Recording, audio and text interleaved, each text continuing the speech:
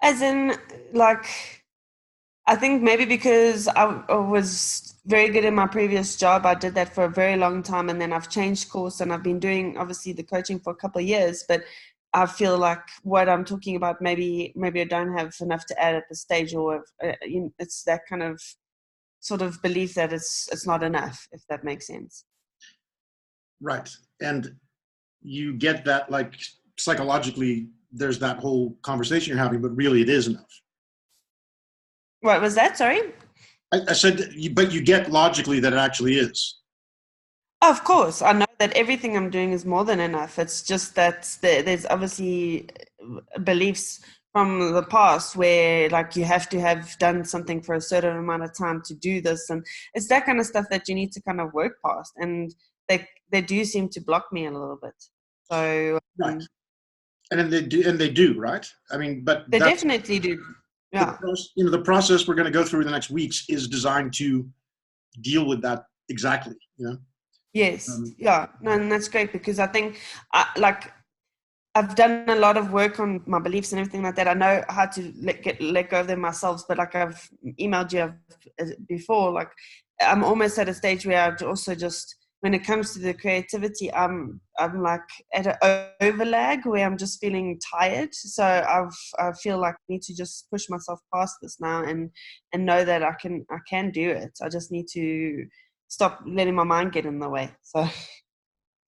Which is easier said than done, like most things, right? Of course. Exactly. And I do find even now, like, I'll have bursts of creativity and I'll be like, wow, like I'll sit and write a blog post and everything that comes out, I'm like, oh, I can do this. It comes out of me. But then there's times when I want to sit down and do this new project that I'm working on, and it almost feels like it's too big. In my mind's like, oh, it's just going to be too difficult. Yeah. So then I put it off for another day, we're hoping that I'll feel creative enough for it. Yeah. And I mean, that's, that the bottom line of it is that we are all creative beings, right? Yes, of course. Whatever that block is. And I think this has been a great thing to, sorry, yeah? No, just whatever that block is what is going to be what you come across and realize what it is and let it go. Then you'll see what you're covering up. Yes, no, exactly. And I think, a lot of the information is just reinforced certain things for me, and it's good. I'm excited. So thank you. Fantastic. Today I was in a whole day workshop with Dr. Demartini. I don't know if any of you are familiar. Yes, I do know. Yeah. And he has a very specific philosophy around authenticity and balance of the self. And it's a little bit off of what we are dealing with, but at the same time, he really is very focused on the idea that anything other than being completely authentic with who you actually are creates an imbalance that the world will then step in to readjust for you. And so you'll find that where you're believing that you're not who you actually are, right? Yes. Then you might find that things step in to push you and actually kind of encourage you to embrace the thing that you're resisting or avoiding, right? And that's exactly it. It's like if all these ideas are coming up and I know they're good, and it's almost like I'm being pushed to get past this, because I've also longer term of a book I want to write, and there's all of the stuff that I've already got all the ideas for that I need to just push myself past now. So cool. And today, we're looking at basically how to set up a situation that'll allow you to do the work, right? So today is not about really doing any of that pushing. Perfect. Exactly, right? So you can relax. Tired of pushing a little bit. I'll need to relax and let it come, You got a week to relax. Okay, awesome. And what about our Kentucky people over there?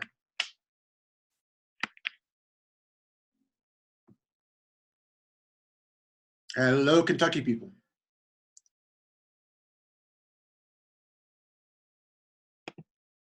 Have muted us. There we go. Okay, so what was interesting, and never considered myself creative. I never could really write anything that was publishable, although I had tried. I tried the modeling. I tried a lot of stuff, and then I can't sing. I can't do a lot of things that are considered creative. But when I read wherever it was about cooking, I mean, I can cook, I can bake, I can create. So that was interesting to me, and sort of gave me hope. And here's John. I think the initial shock for us was to open up our brains. We're kind of in brain freeze and begin to realize that it's really okay to start looking at something else and some personal improvement in the creative side, and begin to look at things a little differently. I think initially in the first part of this week, free writing is we found extremely difficult. Mm-hmm. And we don't maybe get a page or two, but as you've recommended, that you try to do what you can do. So we tried to continue to doing that on a daily basis, but we're not doing well in that area. We did have, completed the creative test, and we've done the project identification, and in that process has helped us to get some way forward, and certainly getting more involved on a daily basis as to looking at the project and kind of where we are. We're probably really stuck in the initial portions of identification of the project and where we are and kind of where we need to go next. But we're open and look forward to proceeding and figuring out where we can be creative and trying to accomplish our goal of probably having a life plan for the last 10 years of our life, so to speak, and doing what we can to make it more creative and open and satisfactory. Okay, great. I mean, remember the point of the project is also just to give you something to focus on, that when you go through the steps of what we're doing, there's something to actually put your thoughts into, right? So there's no right or wrong project. Right. So what we're going to look at today is the first step in the process of building the process, and building the process. And the first step is to create a safe space, right? Right. And when we talk about safety, it's really a critical step that a lot of people skip right over if you look at the way people deal with, being creative or innovative, and how they'll go straight into trying to come up with ideas. But as we mentioned last week, the biggest challenge people face is that most of creative thinking comes from the subconscious. The conscious mind needs to guide the subconscious, but the subconscious needs to drive the new ideas. And most of us have subconsciouses that aren't too keen to do that because they've spent their lives very ill taken care of. Right? They haven't been exactly treated well. So you can identify for yourself whether it's something that you tend to do to ignore your subconscious, which is a very masculine thing in a way, and to beat up and kind of complain about the subconscious and its efforts, which is a bit more of a feminine thing. But it doesn't mean that it's split for men and women. It basically means that those are the two ways that people tend to ignore and downplay and devalue, right, their subconscious. And so what we're trying to do now is to create a space where the subconscious, can actually come out again and feel safe. Now you've already started that process, right, by doing the free writing. So in the first week, the work you've done on actually just trying to let your hand write without judging it or reading it afterwards and trying to decide if it's good or bad and so forth, has given you a bit of practice in letting your subconscious, play without being judged, without being told whether it's doing a good job or not. Now, you don't want to mess that up now when it's just starting to get used to that. And if you're finding that difficult, like Beth seems to be finding it easier, you're finding it more difficult, you know, a lot of the reason behind that is that you are a bit more out of touch with your subconscious, right? And that's okay. The important thing is that you're giving it some room, and that's really useful. So when we talk about safety for what, we're saying safety for the subconscious mind to actually start to give you back something without fearing that it's going to get abused or ignored, right? When we talk about safety, there's 4 specific things we're going to go through. Safe space, that's physical space. Safe time, obviously physical time. And then 2 internal bits, which is safe mind and safe environment. And I'll get to what environment means when we get to that point. But in general, we're not talking about environment like your physical environment. We're talking about environment like your people environment. Who are the people around you? Who are the people that are speaking into your space around creativity and innovation, right? So the first thing to deal with is a safe space. We all know that, well, okay, I'm going to ask the people who have spent a lot of time raising children. Children like to have a consistent physical space when they're small, right? Yes. They don't love to be taken to a different house every day to sleep. Yeah? Correct. I have a So- small baby at the moment, so. Say again, Beth? I have a small baby, so yes. Oh. I know, yeah. So you know, it's the same thing with our subconscious. Our subconscious is essentially a child, right? It does not have sophisticated ways of dealing with stuff. And we generally seem to think that it's okay for us to try to just, you know, squeeze in the work we're doing on our creative thinking wherever we can, right?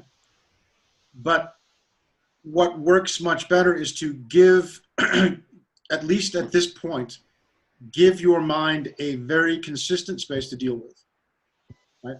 It's not necessarily going to need to last for the rest of your life, but for right now, for this coming week at least, try to work in a space that is the same space, you know, and is that's safe for you, that's your space.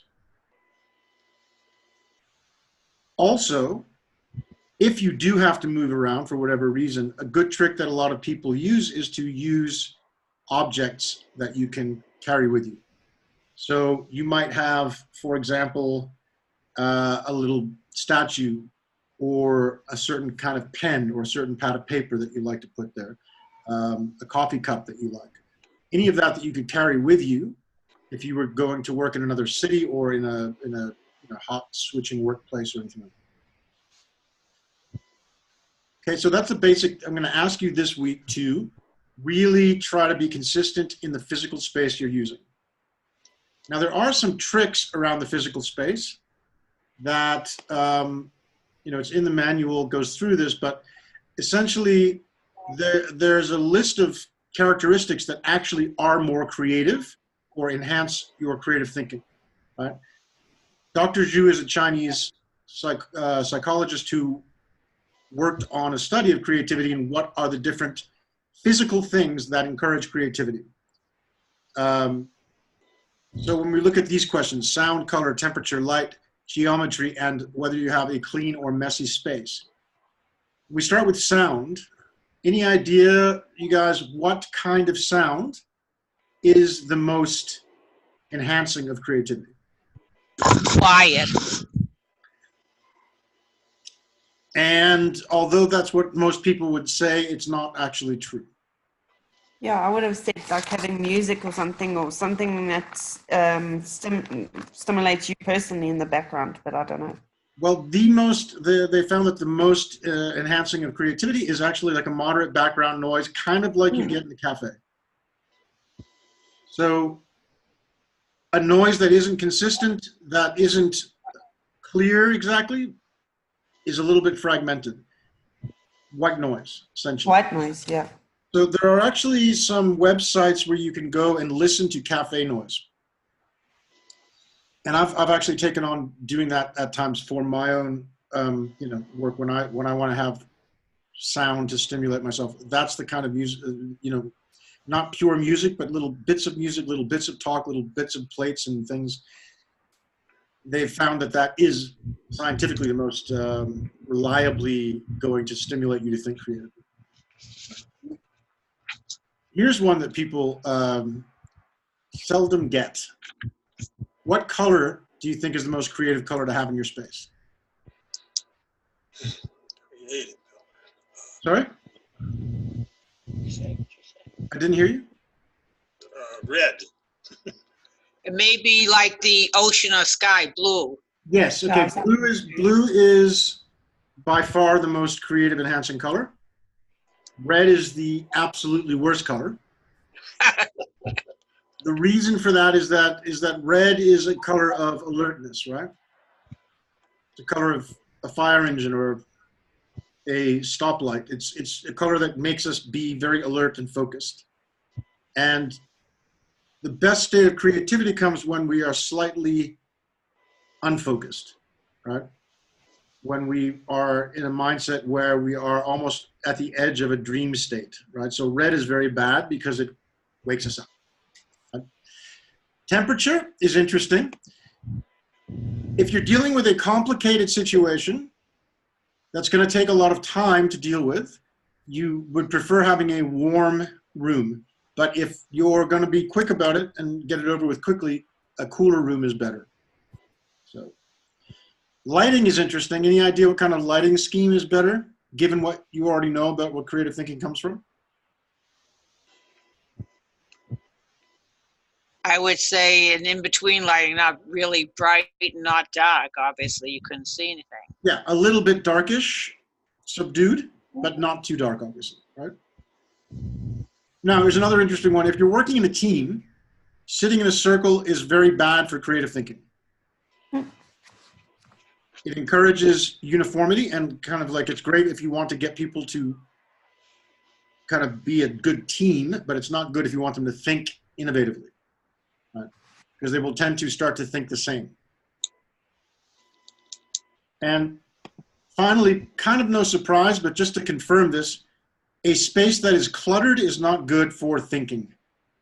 That includes creative thinking. So, And that's what our problem is now, because obviously we're moving and there are boxes every place and everything is not neat. right, okay. And it's really difficult to think. So what you want to do is create a space that is going to give you a small area, at least, maybe in one room where you don't have that clutter. And then you will have a better way of thinking about what you're setting up, right? Yes, she's been complaining about this for weeks. So we can't take a room and move all the stuff out of it and keep it tidy. But it's a big thing because the boxes are heavy and there's like 200 boxes. Speaking of boxes. Okay. Well, all right. So it's pretty simple, right? The safe space part. The safe time part is also very simple. What we want to be doing is to try out, do you guys generally manage to have a time each day, or when you're working on a specific thing that's creative, do you have a specific time that you can do it at? Again, a lot of people try to squeeze these things into whatever time they can find, right? But the same way that children don't like to change the space, they also don't like to change the time a whole lot, do they? Mm. So it would be really useful if you managed to work on your project at the same time every day, this week at least. Try that. Right? You know, what's interesting is when I taught school and I would give parents, 6th grade, and give parents advice on doing homework, it was that exactly that, a neat place where it's not cluttered, same time every day, and to sit for an hour and never change it. And then they would be much more improved in their, what they put out. Well, there you go, right? So, I mean, those two basic things are very simple and they're very short to say, but very hard to execute, right? So just for this week, if you can try to experiment with keeping a safe space for yourself and a time that you've allocated for working on whatever the project is you're working on, and you can apply that to whatever else you're doing as well, right?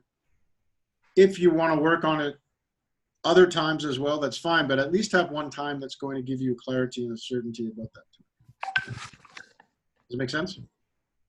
Yes. Okay, now we get into the far more complicated part, which is safe mind.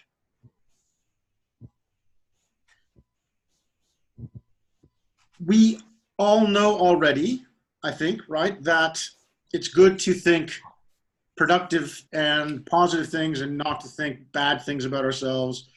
We don't want negative thoughts about ourselves. We don't want to be depressed. We don't want to be, none of us want that. But we often find ourselves surprisingly realizing that we actually are having thoughts that actually are negative. And especially now I want us to focus on looking at the project itself that you're focusing on, right?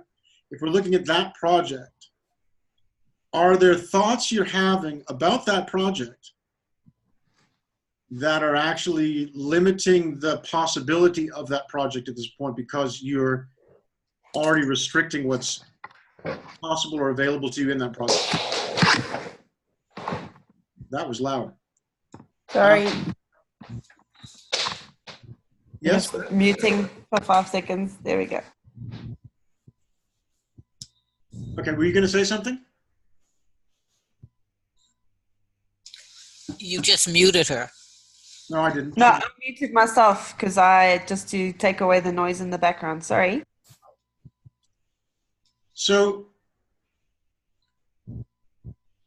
having, the basic issue we're dealing with from the beginning of this process is how do we get our subconscious and our conscious to come together in the right way?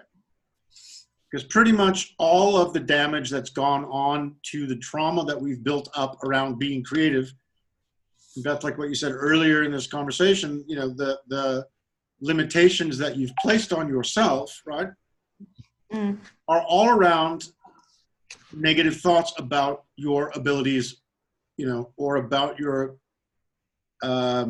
skills in putting those two parts of your mind together, right? Yeah. So it is easy now to say, oh no, we're going to not have negative thoughts, but it's not easy to actually not have negative thoughts, right?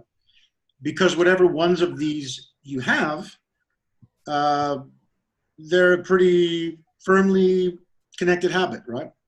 They are a way of thinking that you've gotten used to, and you don't even consider them negative. Right? And these on the list that are examples of various types of thoughts are probably the most common ones. So we can run through them quickly and just check for yourself, do you have these kind of thoughts? All of them. And number 2, always thinking. I've always tried to do yoga or any of that, and I never can because I'm just thinking of something else. So how do you get rid of that? Okay, well, first of all, right, always thinking actually means it's not just thinking all the time, but it's also thinking in terms of something is always a certain way, right? Like you always say that, you always, Okay.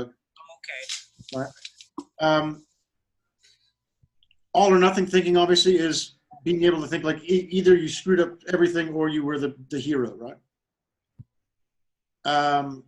Thinking with your feelings, that's pretty simple. Guilt beatings, we know what that is. The ones that are the kind of slyest ones are the bottom 3, right? Fortune telling, you know what that is?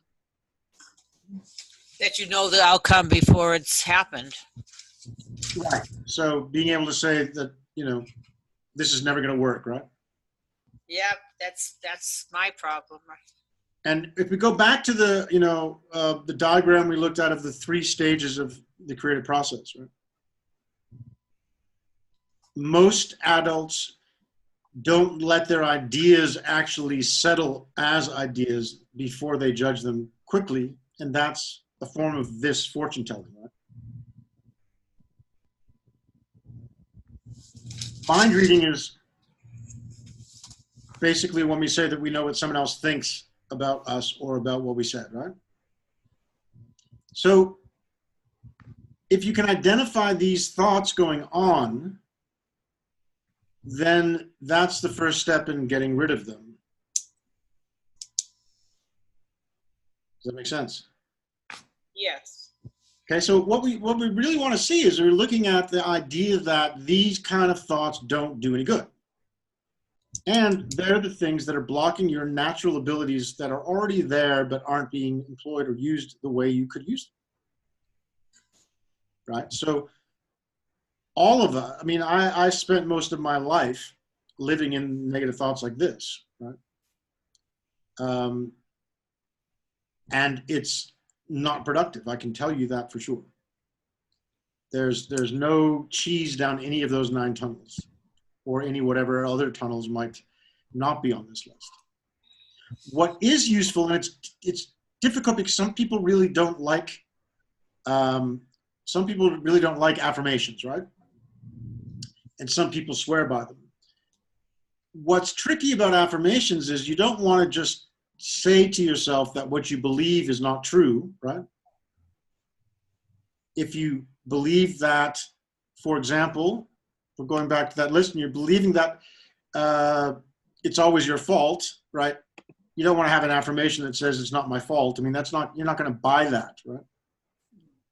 So in one of the days this week, you'll get in one of your mails a suggestion of how you can create affirmations that will actually be believable to you. But you had a question, how can you stop thinking so much? Yes. Right, and that's a really important thing, right? Because thinking a lot doesn't help anything. No, because I could not do yoga when a friend came who is a yoga teacher, and she said, this is easy, you can do it. And all I think of is, oh, I have to go do this and that, and I'm not, so concentrate on the ocean or a mountain. But so you look at the ocean or mountain, and then still you say, but this is ridiculous, I want to go do this or that. So how do you change that? Because that's one thing that professional friends could not change, as annoying as it was to them. Right. It's thinking about stuff doesn't cause anything to happen until you do something, right? Yes, and that would be like existentialism. It's not what you think, it's what you do that marks you as a person. Well, I mean, nothing happens if you don't do something, right? That's true. So if you think a lot but don't do anything with what you're thinking, it means there's a disconnect between the thought process and the actual utility of it, right? And if we're looking at innovation, innovation is creativity in action. So if you take your thoughts and do nothing with them and you just have them a lot, right? You're definitely not doing anything innovative. Are you creating with your thoughts, or are you simply thinking? Well, when I say I can't do this yoga and get up and then I do whatever I want to do, which is doing, but I had wanted to do yoga, but that is not going to happen. Okay, but when you said to yourself, I can't do this yoga. Yeah, because I want to go out and I want to shop. I want to go out and do whatever. And not that I don't do what I want to do after it's over, but I don't participate. I can't clear my mind enough to meditate. Okay, so can you apply that to the project that you're working on? Not yet. There's a perspective I think she has that what is the glass half empty or half full? And do you have a negative perspective on things initially, or are you more positive? And the difficult I think she has is be looking at things more positive than on the negative side. Why you can't do something, it's getting over that and looking the other way and going forward. Right. The important thing is, in terms of looking at how do you create a safer space for your mind to develop the connection between the subconscious and conscious that you need to be in order to be in control of your creative thinking, right? In that process, where do you think all this thinking is coming from? What? Where is all the thinking coming from? From your mind. Which part of your mind? I don't know. What do you think? That I have no idea. Okay.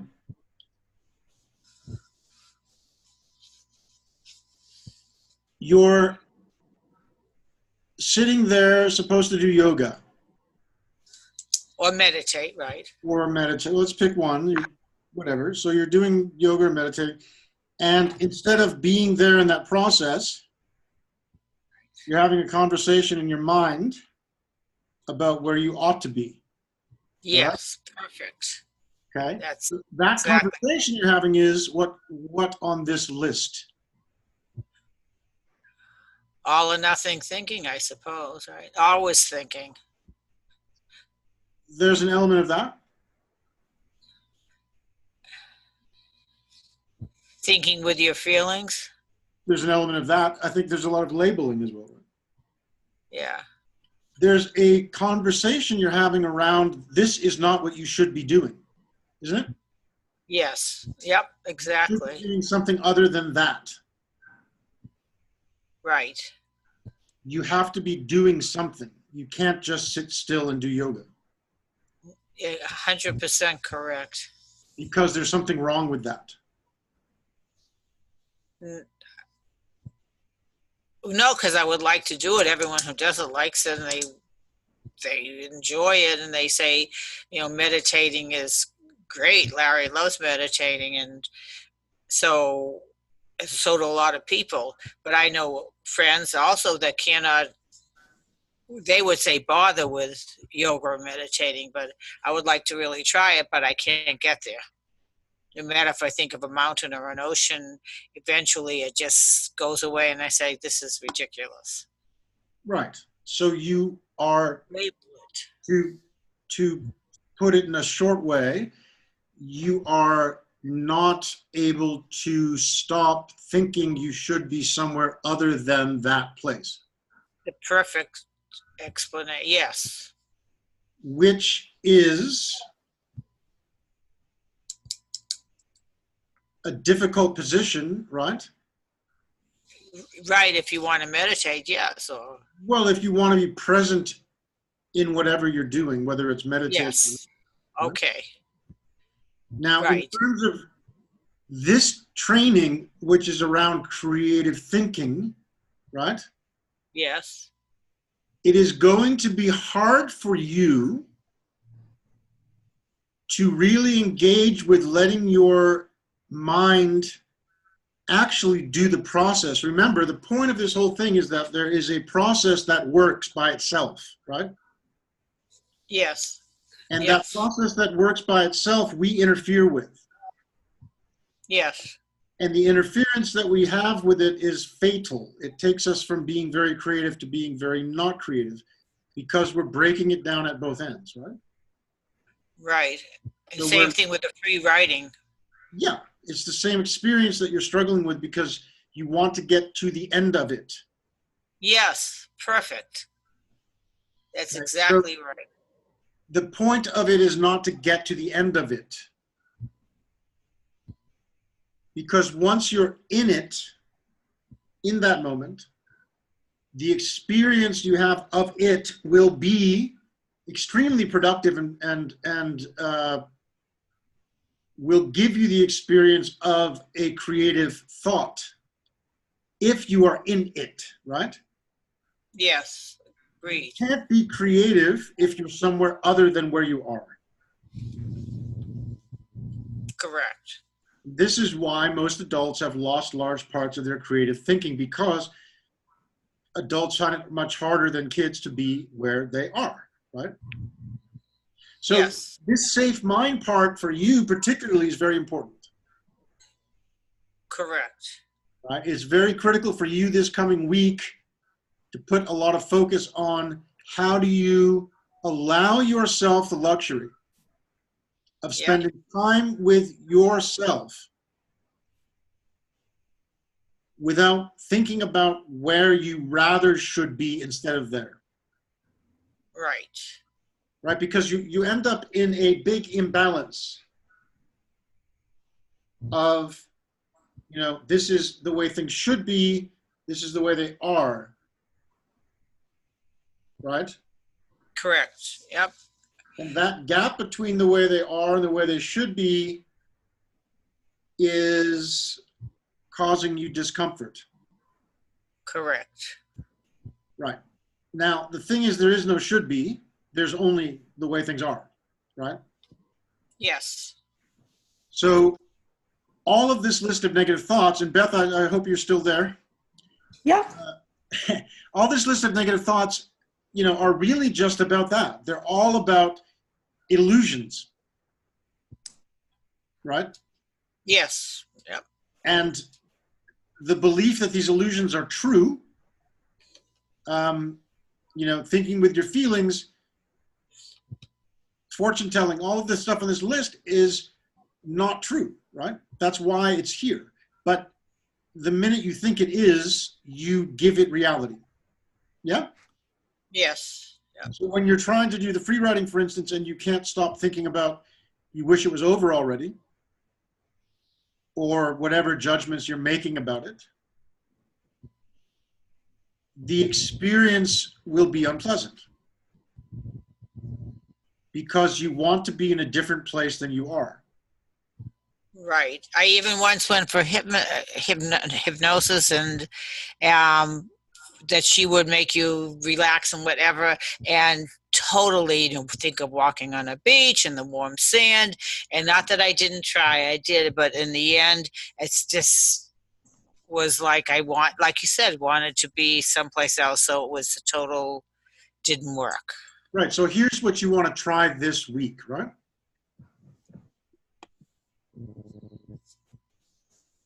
You're going to have an exercise where you can list the thoughts that you have that are unproductive. And then we want to create a positive version of those thoughts. Like I said, we don't want to be doing something out of balance, right? So we're not trying to say something we don't believe. We're not trying to say something positive, like positive thinking. We're trying to counteract the false reality or irreality of the negative thoughts, right? Wishing you were where you're not is not real.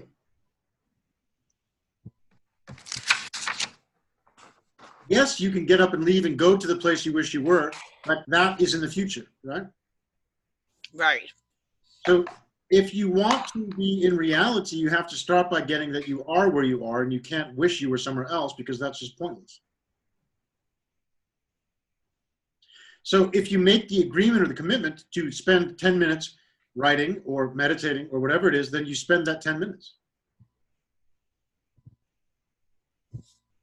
But what after the 10 minutes, you can't get there? Get where? Get into the writing thing or meditating. Did you move your hand for 10 minutes? What? The instruction with the writing is to move your hand. Yes. For 3 pages. Yes. Did you do that? Yes. Then where are you trying to get to? To be the end of it, because it's like. No, but you did get to the end of it. So where are you trying to get to that you're not getting to? To be in the spirit of it. Okay. And what would it take to be in the spirit of it? To have to really freely do it. But you did do it. I did do it, but you know, you said on your thing, you can say, "Oh, Michael, this is stupid," and so I write, "Michael, no, this." Okay, and if you write, "Michael, this is stupid" for 20 minutes, is that the exercise? Well, no, then I write whatever. I mean, it's just. So, I mean, I guess, does that mean I'm thinking? And not free writing? The exercise is move your hand across the page until you finish the number of pages. Right. Did you do that? Yes. Okay. So given that you did that, For maybe 3 days, not the whole time. okay, so on the 3 days that you did it, given that you did it, what didn't you do? I'm still thinking about it rather than to be able to flow with it. Okay, but the instruction was to move your hand across the page, right? Yes. And did you do that? Yes. Okay. So you wish you were flowing with it and you're not. Right. Okay. Which one of these is that? Always thinking, focusing on the negative, thinking with your feelings. Uh-huh. I don't know. All or nothing thinking is either going to work or not work. Why am I doing it? Yeah. Because no point to it, right? There This is won't literally a point to it. Right. There is a point to it. I wouldn't ask you to spend your time on it if there was no point. Right. The Yes. point of the exercise is to train your subconscious and conscious minds to work together. Right. If you are in a bad state between them, Okay. it will be difficult for you. Yes. You will find resistance. You will find discomfort. Yeah. Yes. Absolutely. 100%. Yes. So that's perfect. There's nothing wrong with your experience. You have trouble doing yoga or meditating because you have trouble settling your mind. Yes. And then you try it once, you don't even go through the entire full session, and you judge the experience Yes. as a failure. Yes. But there is no failure when you follow the instructions. Okay. So if the instructions are move your hand across the page and don't stop, and you do that, then you did not fail. Now, the fact that it's unpleasant for you is the point, right? If you want, the reason that that exercise exists is because some people really struggle to be able to settle into that, and it takes a few times before they do. I've seen people that I've worked with who the first time they did it, they hated it. The third time they did it, I had one woman who wrote the word tired for 3 pages. Right? 3 pages, that's all she did. Tired, tired, tired, tired. But she finished the 3 pages. After a week of doing this every day, she started to really have a loosening up and her whole life shifted. So the point is, when I say you need a safe space and a safe time, and then I say you need a safe mind, you need to do the work to create a safe mind if you want to get the results of the rest of the workshop that goes on for another 6 weeks. Okay, so Right. so Get it. this Just keep writing. Just ignore. Yeah, this applies to whoever is, here or listening to the recording afterwards. The idea of a safe mind is for some people very difficult, right? For some people, their mind is not a safe place to be. For some people, it is much safer to be in the world, getting stuff done, doing things, and not going into their head, because in their head, they have a lot of noise, right? Okay, so that would be great if we could just if I could find a safe mind, then that would be worth the whole time with doing this. So the exercise for you, as I said, is to do the free writing, number one. Okay. And looking at your project, you'll have the exercise during the week to look at what are the thoughts you have that are negative about your process, right? Okay. And how can you replace those thoughts with productive thoughts? You know, rather call them than positive thoughts, I want to call them productive thoughts. How do you replace them with thoughts that are going to help you generate a productive mindset? Okay. Good for now? Yes, thank you. Okay. Then the fourth thing is a safe environment. That means the same thing as your own mind, but now we're going to deal with other people's minds. Right? There's a couple of types of people, and I've taken these straight from Julia Cameron's work. One of them is called, I'm calling them shadow innovators. She calls them shadow artists because she's dealing with art only. These are people who will try to criticize your thoughts, and the things that you're coming up with and doing, in order to make themselves feel better because they're not focusing on generating any results in their own life. These are the kind of people that will intellectualize, right? They'll intellectualize the way that they look at what your ideas are. They'll put them in comparison to other people's things. They'll show you how what you're doing isn't really thought through well. You guys know any people like that? Yes. Okay. Then there's the crazy makers. These are people who will do the opposite. They will not give you negative criticisms. They'll actually be quite positive, energetic. They will give you a lot of encouragement, but they will also basically want to eat up your time, right? These are the kind of people that will call you and tell you that they're at the airport and can you come get them? Right? These are the kind of people that will come and try to borrow money from you, even though they didn't pay you back last time. Do you guys know any people like that? Yep. Okay. So you're going to have the opportunity during the week to make a list of those people. And then we want to look at how do we neutralize them, right? How do we make them not be a threat or people that are going to get in the way of Stop being friendly with. Yeah, that's one way, right? Another way, sometimes these are people you can't get rid of, but if you can, the best way is get rid of them. Just get rid of them. But what we want to do instead is we want to replace them with this, a productivity partner, right? Somebody who is the opposite of that, somebody who encourages your ideas, somebody who supports what you want to do, someone who will give you good encouragement. Yeah?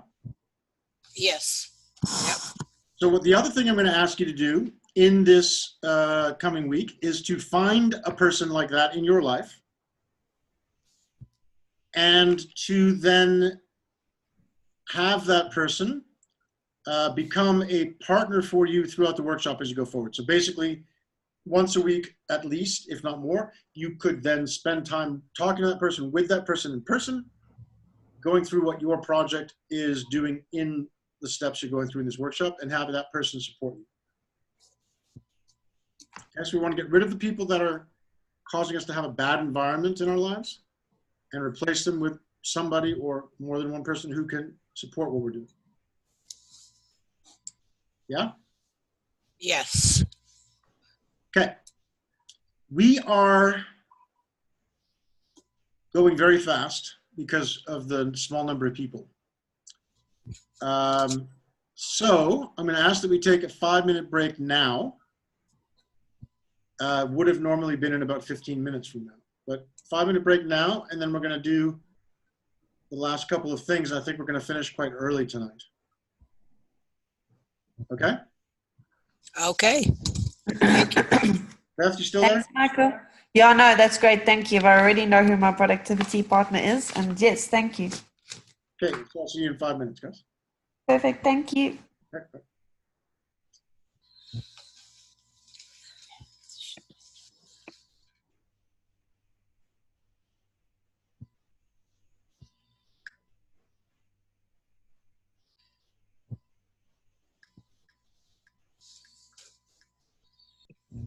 Correct, but is it harder to do than you just doing it?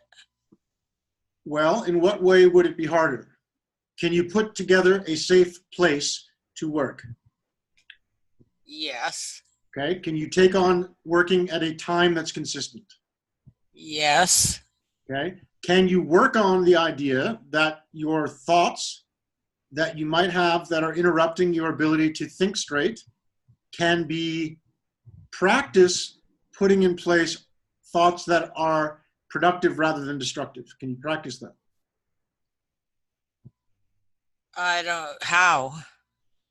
Well, to go back to what we said, by putting in place, literally going, there's an exercise you'll have this week where you literally take the negative patterns and replace them with productive patterns. Okay, so I'm willing to try. Okay.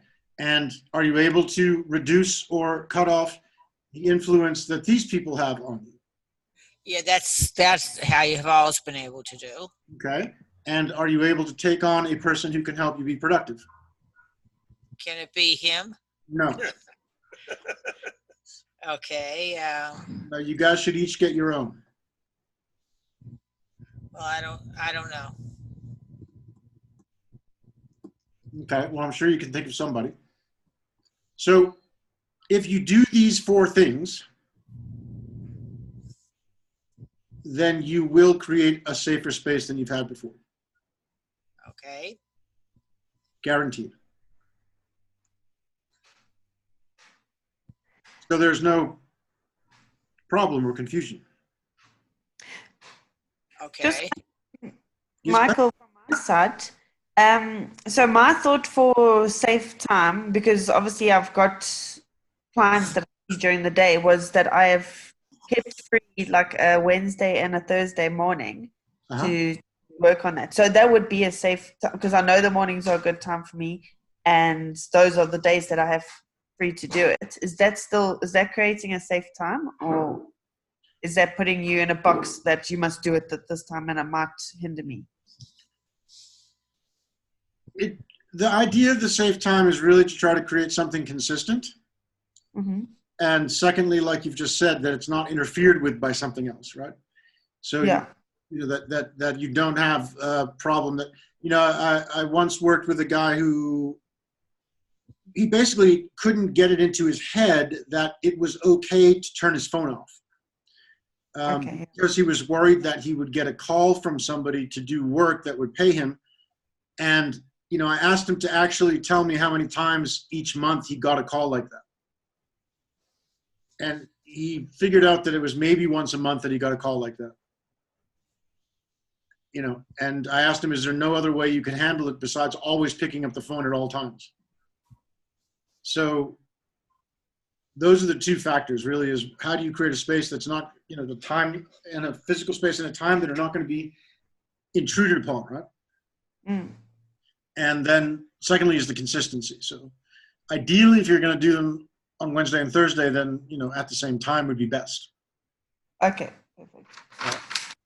Yeah, that was the plan anyway. It would be the same time. And then Fridays, potentially I will try, if nothing is put in, I'll try to do it on a Friday too. But I'd rather say that it's Wednesday and Thursday, because that is the times that are free in my diary for this. Yeah. Well, look, I mean, the thing that's great to do is to have that. And if you have other times you can add, that's fine, right? Yeah, of course, yes. But the reliability of knowing that those times on Wednesday and Thursday, even if it's an hour, but knowing that those times are safe for what you're doing is giving your mind space to prepare itself for that and not be disappointed. Okay, we that's disappoint our mind a lot, don't we? Yeah, we do. And I think it's also because we come up with expectations of exactly how it's going to be. But I want to just give like my mind space that this is your time to do that. So that does make sense. Right. Perfect. Good. Thank you. Okay. So the last thing we're going to do, and I think we will end a good 30 minutes early. The last thing we want to do is we're going to do a mission statement for the project. Okay. It's the easiest thing in the world, but some people struggle. A mission statement's very simple. what is it that you're doing and how do you do it, right? So you guys might have written one before, or you might not, but either way, you know, the design of it for what we want to do is because if we can make a clear statement of what we're setting out to do, then it creates more safety again, right? It creates for our mind a very clear goal and where we're headed. And we'll do other statements like this as we go through the next weeks, but for now, it's the simplest thing. What is it that the project is, and how is it done? So, for example, in your manual, there's a whole bunch more examples, but this is a real mission statement of a real organization. Any idea who? We can see at the bottom that it's Google. Oh. Sorry. Oops. Ironically, most people know that this is Google when I've not shown them the answer. Yeah. Because it's a very good mission statement for Google, right? Yeah. And it's very simple and straightforward: to organize the world's information and make it universally accessible and useful. You need a Z instead of an S. I'm in South Africa. Yeah, in South Africa, it's an S. Wow. Wow. So, to organize the world's information and make it universally accessible and useful. That's all they say here, right? There might be lots of other things in their website that you can look up about the company. They might have values and all kinds of things, but the mission statement is very straightforward. Okay. This one here is a very bad one because it's long and complicated, right? To be one of the world's leading producers and providers of entertainment and information, using our portfolio of brands to differentiate our content, services, and consumer products, we seek to develop the most creative, innovative, and profitable entertainment experiences and related products in the world. Yeah, don't write one like that, right? So, what would you guess this is for? To be one of the world's leading producers.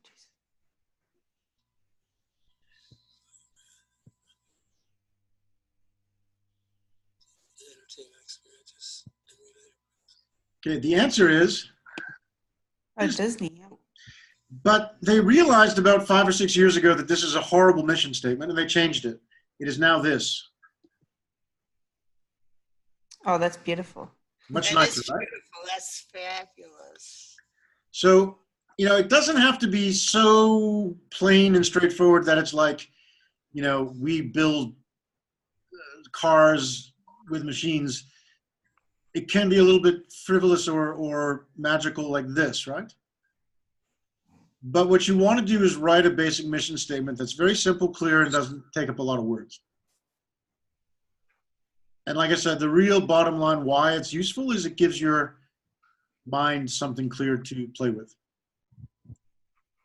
So if you like, you can try to do that now, and we can look at them together, or you can do it during the course of the week as the exercises drip through. Up to you. Do you want to try to do it now? Yeah, I'm happy to do it now quickly.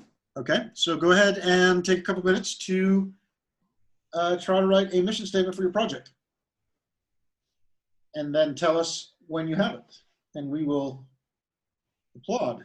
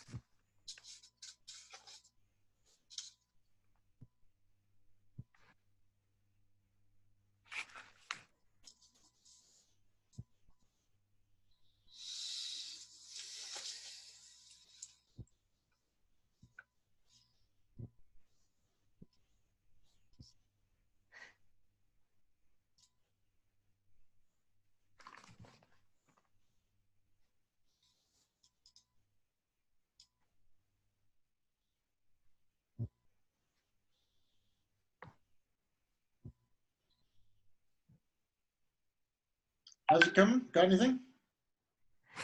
I've got something, but the how you do it is I'll tell you what I've put, but I might have to change it a little bit. But I've got finalizing content for my online course, Burning Out to Thriving, so I can change people's lives.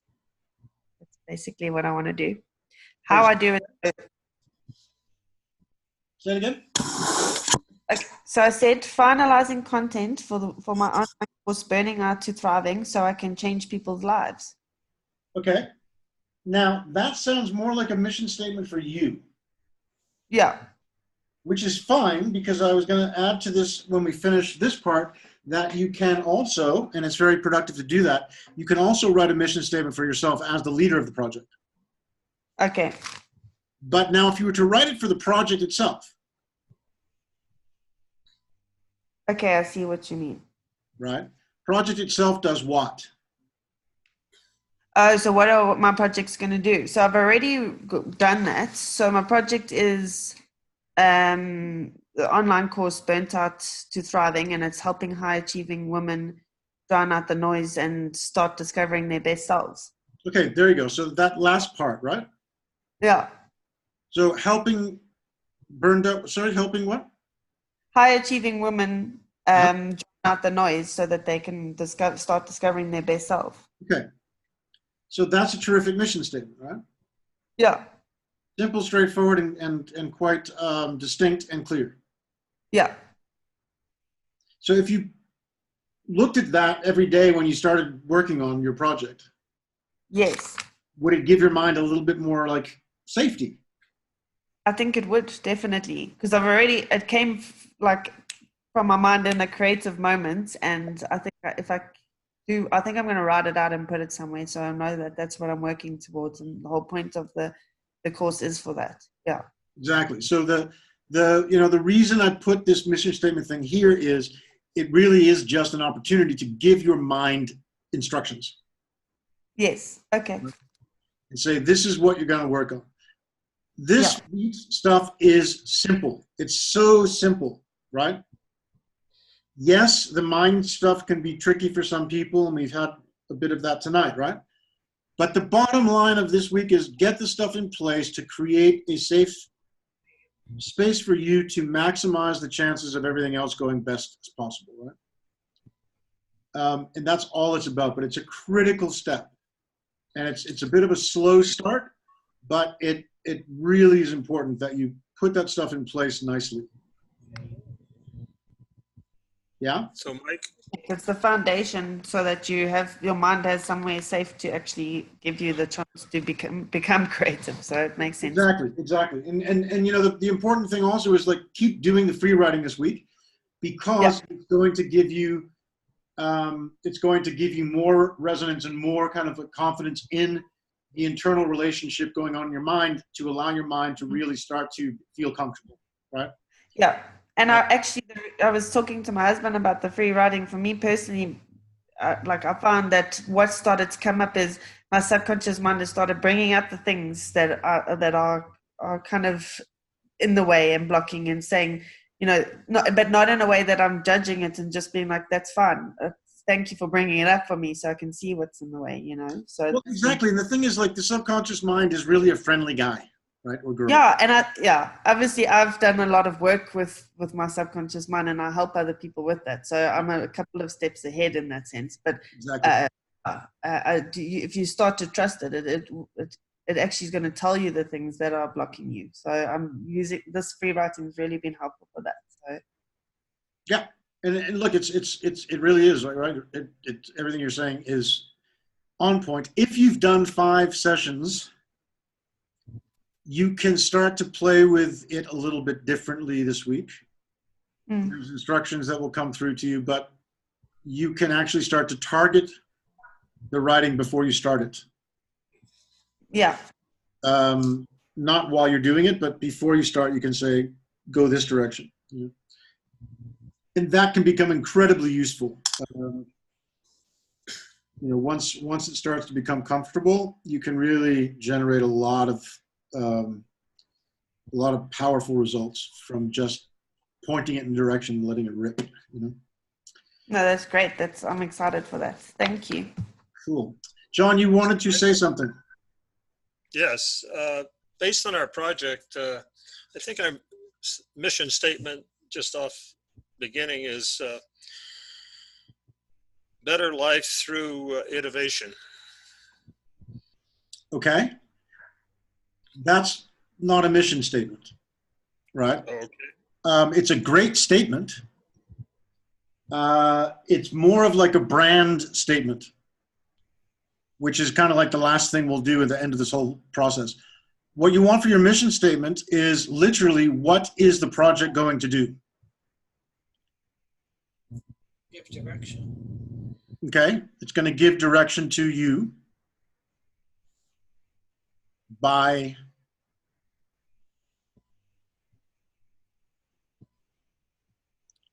What? Did you freeze? No, he's waiting for you to say. I don't know.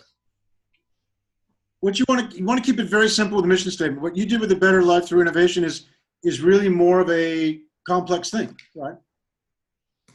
Right. You want to simply say, you're going to do what with the project? What is it?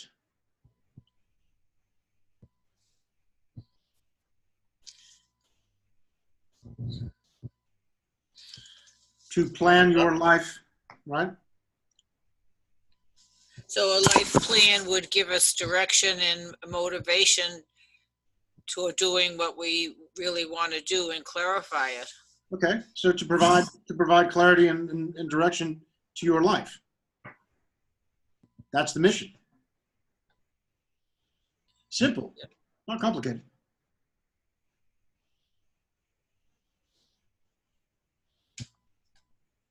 Or, living a better life through creativity or innovation, through something. I have to work on it. Okay.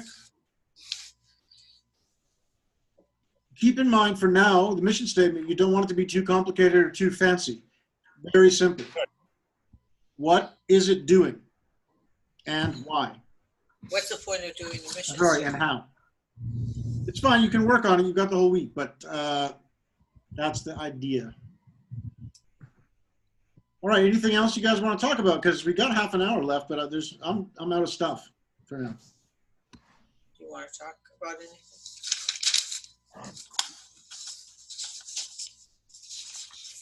So you said there's some exercises we need to complete.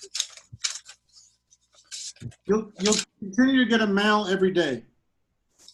Right, and these are located in the manual? No, you'll continue to get an email every day.